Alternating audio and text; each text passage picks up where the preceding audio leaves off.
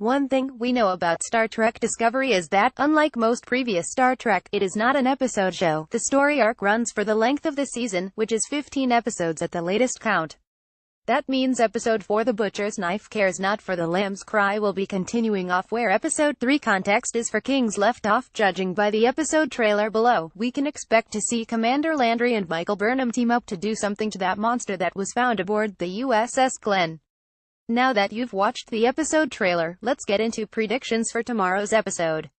Discovery engages in battle. One thing we know is that Captain Lorca takes the war very seriously. In fact, it seems to be all he really concerns himself with. We hear him say Discovery is no longer a science vessel, it's a warship. The Discovery comes under attack by the Klingons, and we also see an outpost, likely Federation, under attack by the Klingons as well.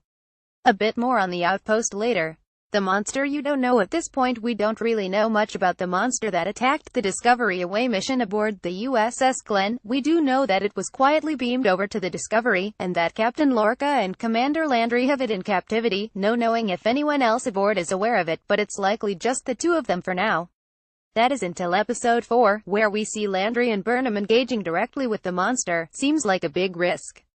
It means that either the crew is aware they have something unusual aboard, or this is part of the real reason Burnham is not back in prison. My guess is the latter. It's likely we'll see Burnham tasked with something highly relevant to the creature, something secret, not directly related to the ship's new way to fly. So what then? We know that Captain Lorca has a one-track mind right now, and that's to win the war. My opinion is that the creature, which bears a resemblance to a dust mite, is going to be used in some way against the Klingons, directly or indirectly, perhaps as a Trojan, or maybe a weapon. The monster is capable of defying gravity by crawling along the ceiling. So what exactly is this monster? And they'll keep referring to it that way because as of now that's what it is. And why is it important? We see from the episode trailer that it's able to crawl on the ceiling. Either the Discovery is having a strange black alert again, or the monster has some incredible gravity-defying abilities usually reserved for much smaller creatures like a small dust mite. I think this monster was somehow created during the experiments being conducted by the USS Glenn. I also think it may end up wreaking havoc on the Discovery crew as well, if indeed it is used as some kind of weapon against the Klingons. And we know the episode's name is The Butcher's Knife. The title might hint that the weapon is the monster and that it doesn't care if its target is human, Klingon, or some other species, but now I'm very much postulating.